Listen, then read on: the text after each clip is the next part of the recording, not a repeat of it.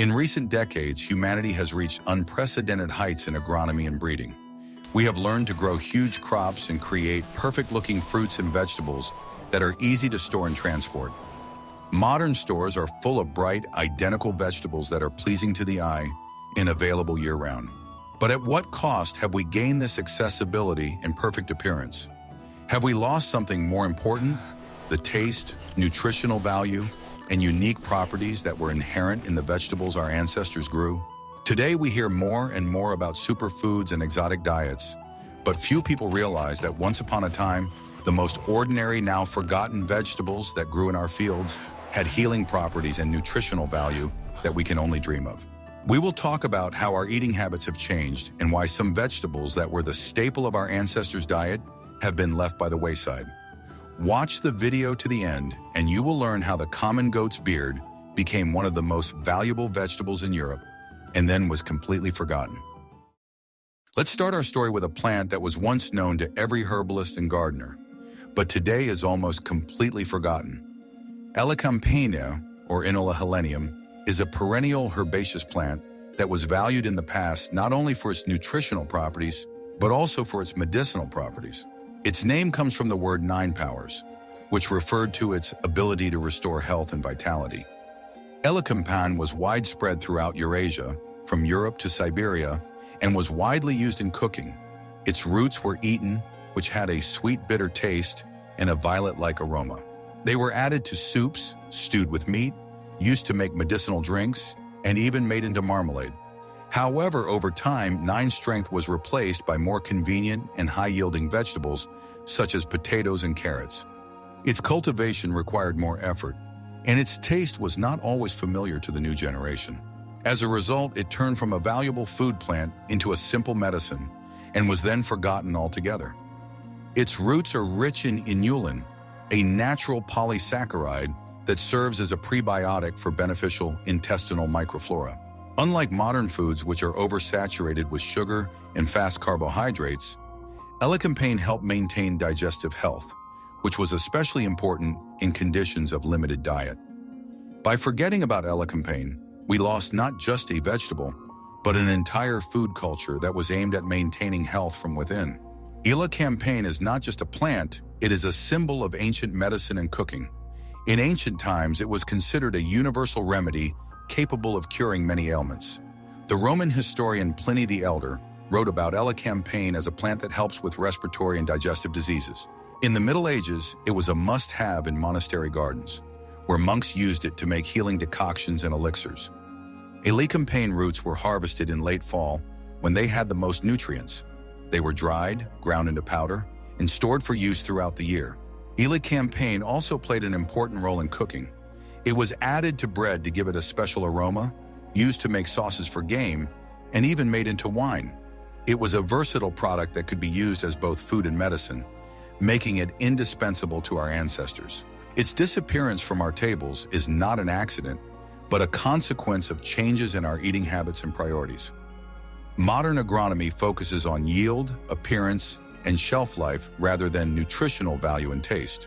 We preferred bright, sweet carrots, which grow quickly, to the labor-intensive nine herb, which was more beneficial to health. We chose potatoes, which yielded large harvests but did not have the medicinal properties that nine herb root was rich in.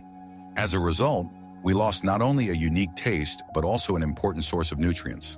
The story of nine herb is a story about how we traded benefits for convenience. What else do you think we lost by giving up traditional but labor-intensive vegetables? Write your answer in the comments.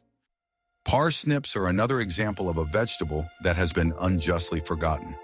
This root vegetable, similar to a large white carrot, was one of the main sources of food in Europe before the advent of potatoes. It was grown everywhere and was an integral part of the diet of both peasants and nobility. Parsnips had a sweet, spicy flavor that went perfectly with meat, game, and fish. They were added to soups, stewed, baked, and used to make purees. Unlike modern carrots, which often have a cloyingly sweet taste, parsnips had a more complex, rich flavor that gave dishes a special depth. Parsnips were also very good for your health. They are rich in B vitamins, potassium, and fiber. In the past, they were used to treat various ailments, from colds to digestive problems. They were considered a remedy for strengthening the body and increasing vitality. However, with the advent of potatoes, which were more productive and easier to store, parsnips were gradually pushed out of the fields. Today, they can only be found in specialty stores or farmers' markets, but they no longer play the role they once did. We have traded taste and health benefits for convenience and accessibility. Parsnips are a symbol of an era when food was not just a source of calories, but a means of maintaining health and vitality. The history of parsnips is a story of a cultural revolution caused by the arrival of potatoes. Until the 16th century, parsnips were the true kings of the vegetable garden. They were grown everywhere and were a staple food in many countries. It was a symbol of satiety and prosperity. In Germany, for example, it was called a bread vegetable because it was as important as bread. Parsnip flour was added to bread to make it more nutritious. In England, it was used to make beer and wine. It was a versatile product that could be used as food, drink, and medicine. Its sweet taste made it ideal for desserts, and its beneficial properties made it good for maintaining health. But with the arrival of potatoes from the New World, everything changed. Potatoes were more productive and easier to grow, and, most importantly, they could be stored throughout the year without fear of spoiling. Parsnips, on the other hand, were more capricious and their taste was not always familiar to the new generation. As a result, it was pushed out of the fields and became simply white carrots, which can only be found in specialty stores.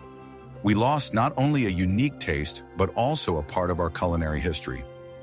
The story of parsnips is a story of how we traded taste and nutrition for convenience and accessibility. Want to know which vegetable, once considered a symbol of wealth and prosperity, was pushed off European tables for similar reasons? Keep watching this video. Few people today have heard of Scorzonera, but this vegetable was once a real delicacy. Its name comes from the Italian word Scorzonera, which means black root. Indeed, Scorzonera has a black rough skin, but inside it hides a tender, white flesh with an exquisite taste reminiscent of asparagus or oysters. It was grown in Spain, France, and Italy, where it was popular among the aristocracy. Scorzonera was known for its ability to be stored for long periods of time, which made it a valuable product in winter. It was served as a side dish with fish, added to salads and soups, and used to make exquisite sauces. Scotch thistle was very good for your health. It's rich in vitamins, minerals, and inulin, which, like burdock, is great for your digestive system. In the past, it was used to treat various ailments, from snake bites to heart problems. It was considered a symbol of longevity and health and was an integral part of the diet of those who could afford it. However, over time, with the advent of new vegetables that were easier to grow and store, Scorzonera lost its popularity. It was labor-intensive to grow and not very appealing in appearance. It was pushed off our tables and became an exotic product for gourmets. By forgetting about Scorzonera, we lost not only a unique taste but also an important source of nutrients. The history of Scorzonera is the story of a lost delicacy. Its unique taste and beneficial properties made it a sought-after product on the tables of the nobility, but its laborious cultivation and unattractive appearance prevented it from competing with vegetables that were easier to grow. It was a symbol of luxury and sophistication, which we exchanged for mass production and affordability. Today, Scorzonera is experiencing a revival, but as an exotic product for gourmets rather than a staple food. Its return to our tables is not only a return to taste, but also a return to healthier and more conscious eating. Rutabaga is a vegetable that, like parsnips, was once a staple of our ancestors' diet. This large, round root vegetable, similar to a turnip, was very productive and stored well. It was grown throughout Europe and was one of the main sources of food in winter. Turnips had a sweet, slightly bitter taste that went well with meat and stews. They were used to make soups, purees, casseroles, and salads. Turnips were also very healthy. They are rich in vitamin C, potassium, and fiber, making them an ideal food for maintaining immunity and digestive health. However, like many other root vegetables, rutabaga was replaced on our tables by potatoes. Potatoes were more productive, easier to prepare, and had a more familiar taste. Rutabaga, with its distinctive taste, was left by the wayside. Today, it can only be found in a few regions where it is still popular, but in most countries it has been almost completely forgotten. We traded taste and nutrition for convenience and simplicity. Rutabaga is a symbol of an era when food was not just a source of calories but a means of survival in harsh conditions. Turnips were a symbol of survival in harsh conditions. Their ability to store well and produce large yields made them an indispensable food in winter when other vegetables were unavailable. They were a staple in Scandinavia, Russia, and other countries where winters were long and cold. They helped our ancestors survive the harshest times. But with the arrival of the potato, which proved to be more productive and easier to grow, rutabaga was pushed off our tables. It was an uneven battle in which convenience defeated usefulness. But what other root vegetable that has been unjustly forgotten can bring back forgotten flavors? Goat's beard, or Tragopogon porifolius, is a plant that has been known since ancient times. Its name comes from the shape of its root, which resembles a goat's beard. This vegetable was very popular in ancient times, where it was valued for its taste and medicinal properties. Its roots and stems were eaten, which had a sweet, nutty taste reminiscent of oysters. It was added to salads and soups, stewed and baked. Goat's beard was also very good for your health. It's rich in inulin, vitamins, and minerals, which made it perfect for keeping your digestive system healthy and boosting your immune system. Goat's beard was especially popular in medieval Europe, where it was considered a delicacy. It was grown in monastery gardens and in the vegetable gardens of the nobility. However, over time, with the advent of new, easier-to-grow vegetables, goat's beard lost its popularity. It was labor-intensive to grow, and its taste was not familiar to the new generation. Today, it can only be found in specialty stores or farmers markets, but it no longer plays the role it once did. By forgetting goat's beard, we have lost not only a unique taste, but also an important source of nutrients. The history of goat's beard is the story of a lost delicacy. Its unique taste and beneficial properties made it a sought-after product on the tables of the nobility, but its labor-intensive cultivation and unattractive appearance prevented it from competing with easier-to-grow vegetables. It was a symbol of luxury and sophistication, which we traded for mass production and accessibility. Today, goat's beard is experiencing a revival, but now as an exotic product for gourmets rather than a staple food. Its return to our tables is not only a return to taste, but also a return to healthier and more conscious eating. Yacon is an exotic vegetable that was once a staple of the Inca diet. This root vegetable, similar to a potato but with a sweet, crunchy taste, was very popular in South America. It was grown in the mountains, where it was one of the few plants that could survive the harsh conditions. Yacon had a sweet, fruity taste that went perfectly with fruits and vegetables. It was added to salads, eaten raw, and used to make drinks. Yacon was also very good for your health. It is rich in inulin, which helps maintain digestive health, and has a low glycemic index, making it an ideal food for people with diabetes. However, with the arrival of the Spanish in South America, Yacon was pushed out of the fields. The Spanish preferred to grow vegetables that were more familiar to them, such as potatoes and corn. As a result, Yacon was left behind, and today it can only be found in certain regions of South America and in specialty stores. We traded unique taste and benefits for convenience and accessibility. Yacon is a symbol of an era when food was not just a source of calories, but a means of maintaining health and vitality. The history of Yacon is a story of cultural exchange that did not go according to plan. The Spanish who arrived in South America were amazed by the variety of local fruits and vegetables, but they preferred to grow crops that were more familiar to them. Yacon, with its unique taste and beneficial properties, was pushed out of the fields and became just an exotic product. We lost not only a unique taste, but also part of our culinary history. The story of Yacon is a story of how we traded taste and health benefits for convenience and accessibility. How else might our eating habits have changed if we hadn't abandoned traditional vegetables? Chicory salad, or endive, is a plant that was known as far back as ancient Egypt. It was valued for its bitter taste, which went perfectly with meat and fish. Its leaves, rich in vitamins, minerals, and inulin, were eaten. Chicory was very popular in Europe, where it was grown in monastery gardens and the vegetable gardens of the nobility. It was added to salads and soups and used to make medicinal drinks. In the past, it was used to treat various ailments, from digestive problems to liver disease. It was considered a symbol of health and longevity. But over time, with the advent of sweeter and more familiar vegetables, chicory lost its popularity. Today, it can only be found in specialty stores and no longer plays the role it once did. The history of salad chicory is a story of lost bitterness. In ancient times, people valued bitter flavors, considering them a sign of healing properties.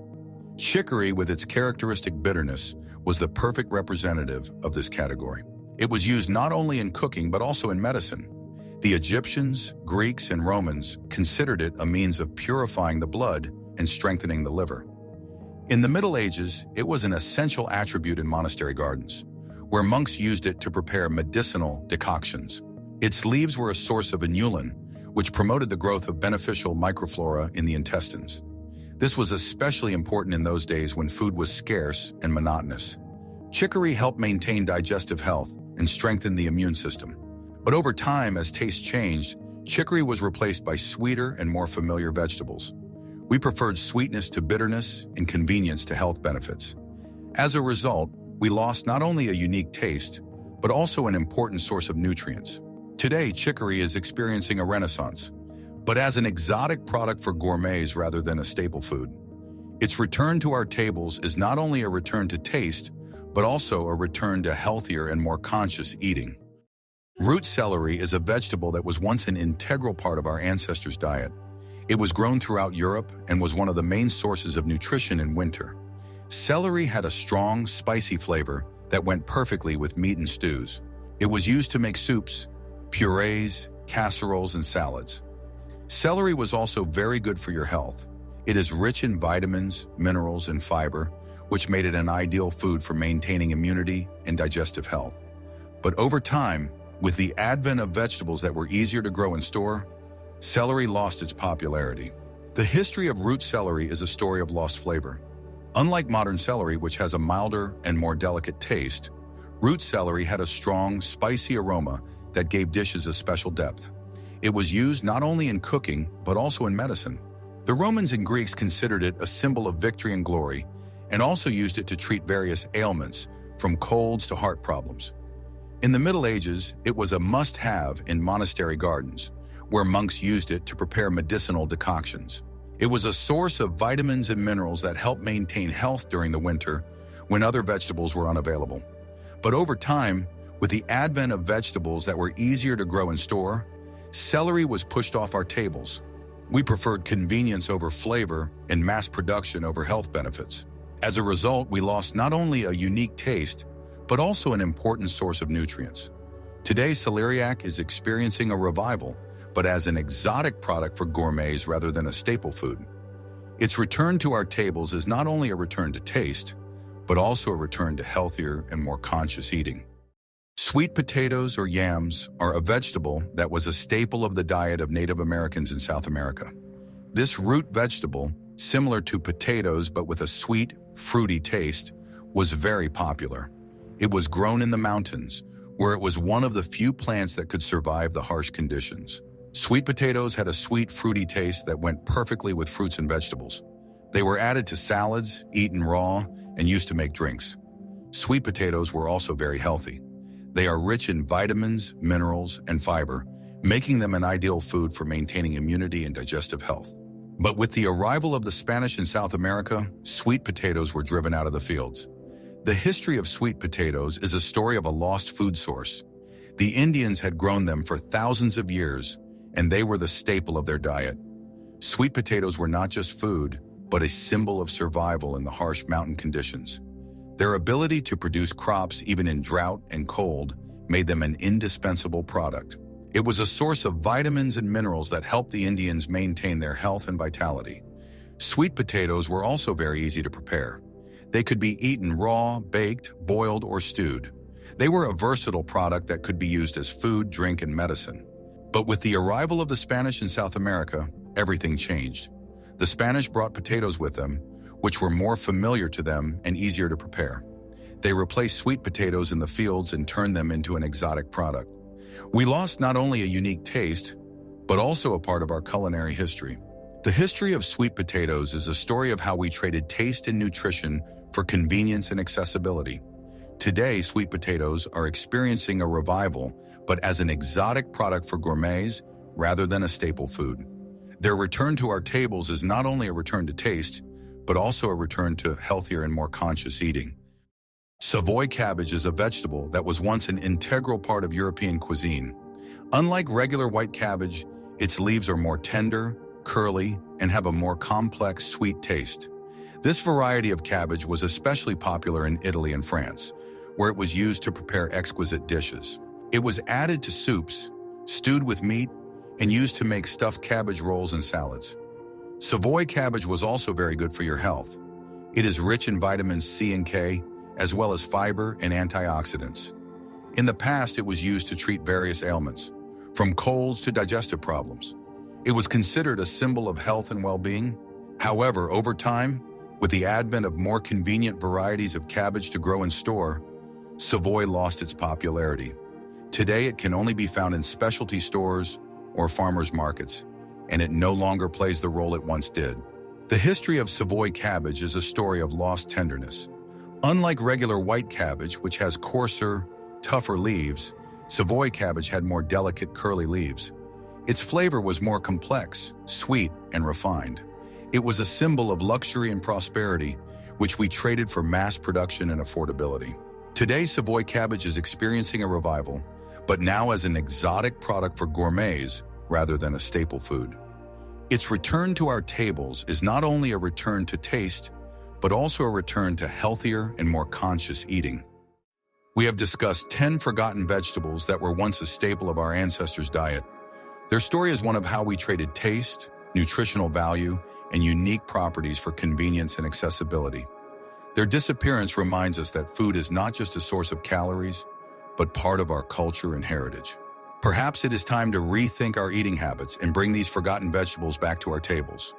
Which of these vegetables do you think deserves a comeback? Write your answer in the comments. And don't forget to subscribe to the channel so you don't miss new videos about forgotten stories and discoveries.